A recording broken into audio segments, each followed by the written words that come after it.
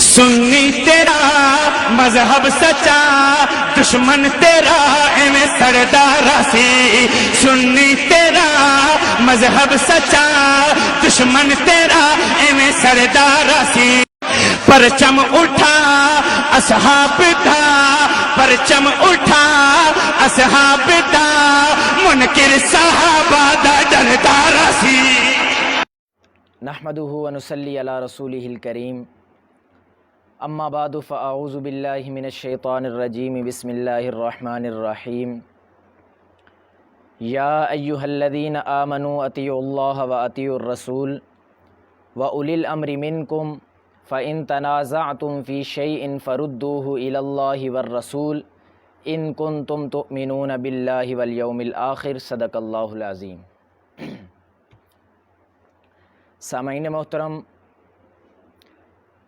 جیسا کہ آپ حضرات کو معلوم ہے کہ ماہ ذی الحج کے آخری ایام چل رہے ہیں، اس کے بعد نئے سال کا آغاز ہونے والا ہے اور نئے سال کا پہلا مہینہ وہ محرم الحرام کا مہینہ ہے۔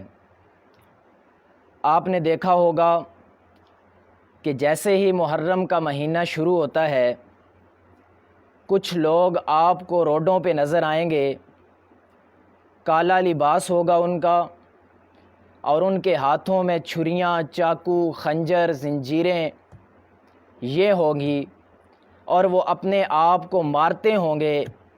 جب پوچھنے والا ان سے پوچھتا ہے کہ یہ کیا کر رہے ہو تو کہتے ہیں کہ ہم ماتم کر رہے ہیں۔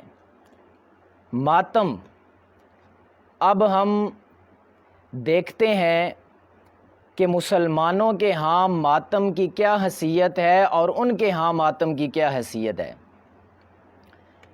حرمت ماتم پر قرآن مجید اور احادیث نبویہ اور پھر شیعہ کتب سے آپ حضرات کے سامنے دلائل رکھوں گا کہ ماتم کی حرمت پر قرآن مجید میں بھی آیات اللہ تبارک و تعالی نے نازل فرمائی ہیں، اسی طرح حضور نبی کریم صلی اللہ علیہ وسلم نے بھی اپنے ارشادات میں ماتم کو حرام قرار دیا ہے اور صبر کا حکم دیا ہے۔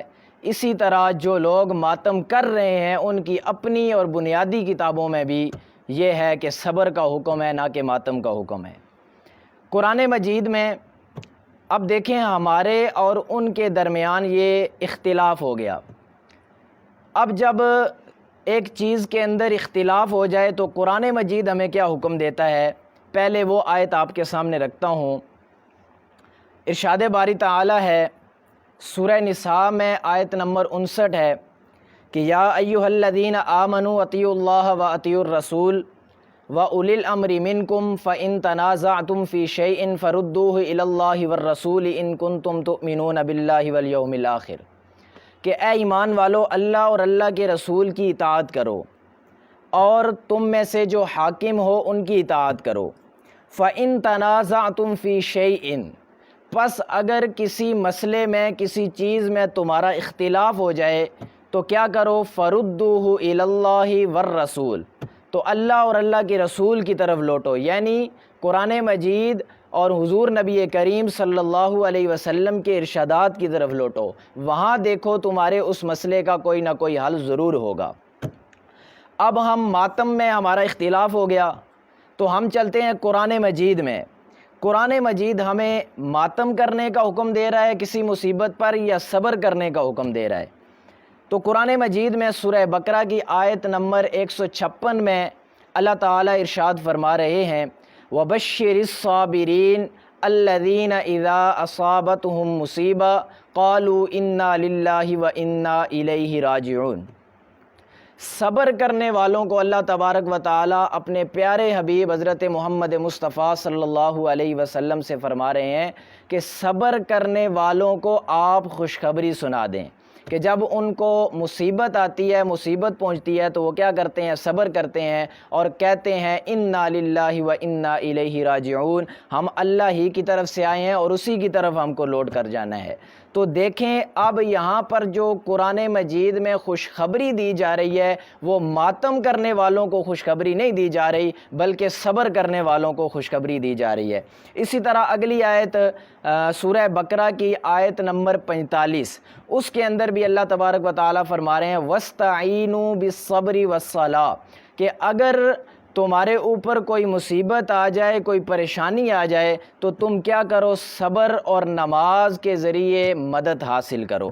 اب اگر ہم چاہتے ہیں کہ اللہ تعالی ہماری مدد فرمائے، تو اللہ تعالیٰ کی رحمت ہم پر نازل ہو، تو ہمیں صبر بھی کرنا ہے اور نماز بھی پڑھنی ہے۔ اب جو لوگ ماتم کر رہے ہیں وہ دیکھ لیں کہ وہ اس آیت کے بھی منکر ہیں، اور قرآن مجید کی آیت کا منکر وہ مسلمان ہوتا ہے یا کافر ہوتا ہے، یہ فیصلہ آپ نے کرنا ہے۔ اب آگے چلتے ہیں، اگلی آیت سورہ بقرہ کی آیت نمبر 153، اس میں بھی اللہ تعالیٰ نے ارشاد فرمایا یا ایھا الذین آمنوا استعینوا بالصبر والصلاۃ، اے ایمان والو جب تمہارے اوپر کوئی مصیبت آ جائے، کوئی پریشانی آ جائے، تو کیا کرو؟ صبر اور نماز کے ساتھ مدد حاصل کرو۔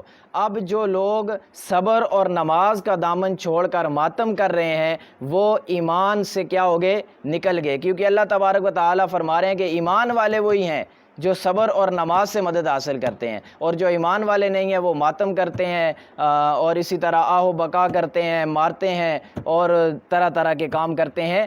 تو جو لوگ صبر کر رہے ہیں وہی ایمان والے ہیں۔ اور پھر اللہ تعالیٰ نے فرمایا ان اللہ مع الصابرین، کہ صبر کرنے والوں کے ساتھ ہی میری مدد و نصرت ہے۔ تو اللہ تبارک و تعالیٰ کی جو لوگ مدد و نصرت چاہتے ہیں وہ صبر کرتے ہیں۔ اسی طرح اور بھی بہت ساری آیات قرآن مجید کے اندر موجود ہیں جو صبر پر ہمیں تلقین کر رہی ہیں، صبر کا حکم دے رہی ہیں۔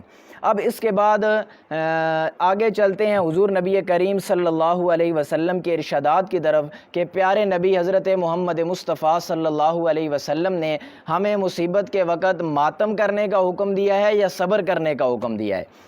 تو بخاری شریف میں روایت ہے عن عبداللہ بن مسعود قال قال رسول اللہ صلی اللہ علیہ وسلم لیس منا من ضرب الخدود وشق الجیوب ودعا بدعوى الجاہلیہ۔ اس میں رسول اللہ صلی اللہ علیہ وسلم واضح الفاظ میں فرما رہے ہیں لیس منا من ضرب الخدود، کہ وہ ہم میں سے نہیں ہے جو اپنے چہرے کو پیٹتا ہے، اپنے چہرے پر مارتا ہے، وہ ہم میں سے نہیں ہے۔ اور اسی طرح فرمایا وشق الجیوبہ، جو گریبان پھاڑتا ہے وہ بھی ہم میں سے نہیں ہے۔ ودعا بدعوى الجاہلیہ، اور زبان سے جاہلیت والی چیخ و پکار کرتا ہے، رسول اللہ صلی اللہ علیہ وسلم نے اس کے اپنوں میں سے ہونے کی نفی فرما دی کہ یہ ہم میں سے نہیں ہے۔ اور جو ماتم کر رہے ہیں وہ رسول اللہ صلی اللہ علیہ وسلم اور رسول اللہ کے ماننے والے نہیں ہیں، کیونکہ رسول اللہ صلی اللہ علیہ وسلم نے خود فرما دیا لیس منا، یہ ہم میں سے نہیں ہے۔ اسی طرح ایک اور روایت سنن ابو داؤد میں موجود ہے، اس میں عن ابی سعید الخدری قال لعن رسول اللہ صلی اللہ علیہ وسلم النائحۃ والمستمعۃ۔ اب یہ ابو سعید خدری رضی اللہ تعالیٰ عنہ سے روایت ہے، وہ فرماتے ہیں کہ لعن رسول اللہ، کہ رسول اللہ صلی اللہ علیہ وسلم نے لعنت فرمائی ہے کن پر؟ النائحۃ والمستمعۃ، نوحہ کرنے والی عورت اور اسی طرح نوحہ سننے والی عورت پر رسول اللہ صلی اللہ علیہ وسلم نے لعنت فرمائی ہے۔ اب یہ جو روڈوں پر نکل کر نوحہ کرتے ہیں اور اسی طرح پیٹتے ہیں، یہ رسول اللہ صلی اللہ علیہ وسلم کی اس لعنت کے مستحق ہیں۔ اسی طرح اس سے اگلی روایت ہے مسند احمد میں، حضرت ابن عباس رضی اللہ تعالیٰ عنہ فرماتے ہیں کہ رسول اللہ صلی اللہ علیہ وسلم کی پیاری صاحبزادی حضرت زینب کا جب انتقال ہوا تو حضرت عمر فاروق تو عورتوں نے رونا شروع کر دیا۔ تو حضرت عمر فاروق رضی اللہ تعالیٰ عنہ نے جب دیکھا عورتیں رو رہی ہیں اور نوحہ کر رہی ہیں، تو حضرت عمر فاروق رضی اللہ تعالیٰ عنہ نے ان کو مارنا شروع کر دیا۔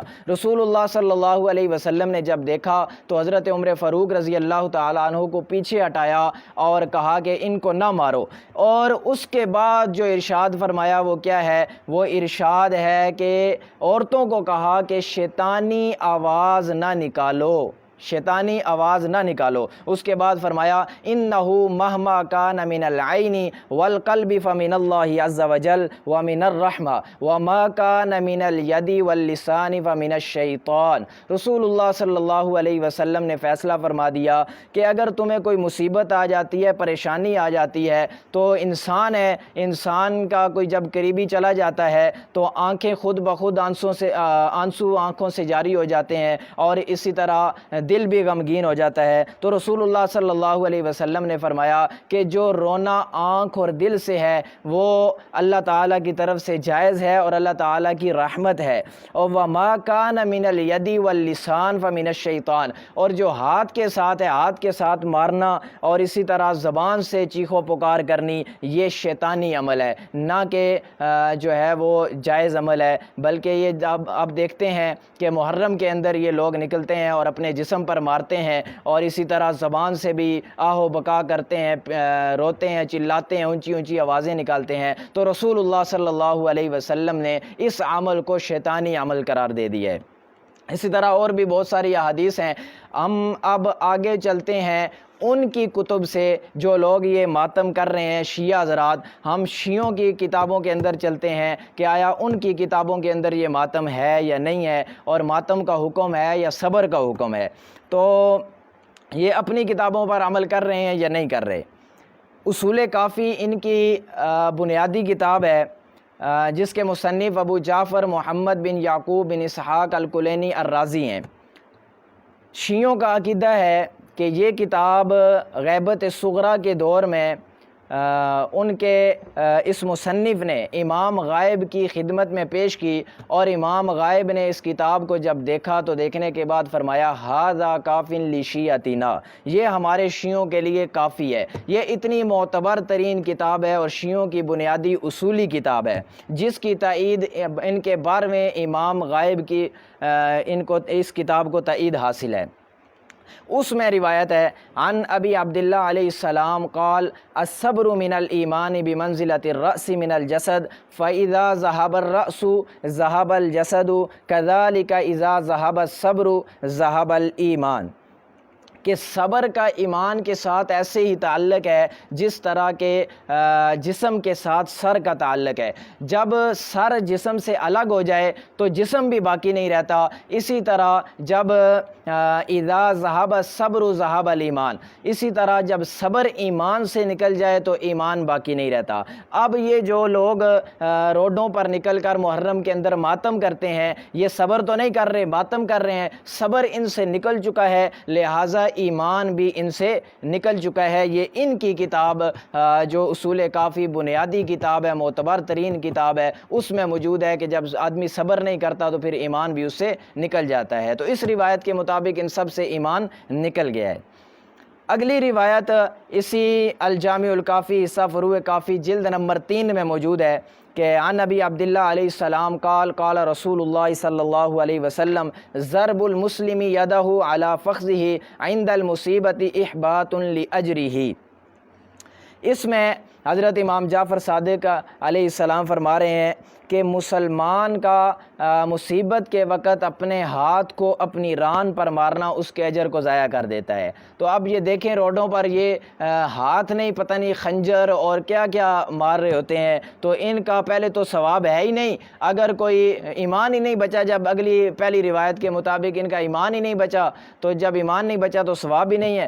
اگر کہیں کوئی بچا کچا تھوڑا بہت ثواب ہے بھی ہے تو وہ بھی جو ہے وہ اس روایت کے مطابق وہ بھی ضائع ہو گیا۔ اسی طرح ان کی اسی کتاب الجامع الکافی حصہ فروع کافی جلد نمبر 5 میں روایت ہے کہ ان رسول اللہ صلی اللہ علیہ وسلم قال لفاطمہ علیہ السلام اذا انا مت فلا تخمشی علی وجہا ولا تنشری علی شعرا ولا تنادی بالویل ولا تقیمی علی نائحہ۔ رسول اللہ صلی اللہ علیہ وسلم اپنی بیٹی حضرت فاطمہ الزہرا رضی اللہ تعالی عنہا کو وہ وصیت فرما رہے ہیں کہ جب میں دنیا سے پردہ فرما جاؤں، دنیا سے چلا جاؤں، تو فلا تخمشی علی وجہن، تو چہرے پر نہ مارنا، اور اسی طرح ولا تنشری علیہ شعرا، بال نہ بکھیرنا، اور اسی طرح ولا تنادی بالویل، وویلا نہ کرنا، ولا تقیمی علیہ نائحہ، اور نوحہ نہ کرنا۔ اب دیکھیں یہ رسول اللہ صلی اللہ علیہ وسلم اپنی بیٹی حضرت فاطمہ کو وصیت فرما رہے ہیں جو ان کی کتاب کے اندر موجود ہے۔ اب یہ اپنی کتابوں پہ ہی، اپنی کتابوں کے اندر جو مواد موجود ہے اسی پر عمل نہیں کر رہے تو یہ دوسروں کی بات کیا مانیں گے؟ رسول اللہ صلی اللہ علیہ وسلم کی پیاری صاحبزادی حضرت فاطمہ کی محبت کا دعویٰ کرتے ہیں، اہل بیت کی محبت کا دعویٰ کرتے ہیں، لیکن اہل بیت کے نقش قدم پر چلنا ان کو گوارا نہیں ہے۔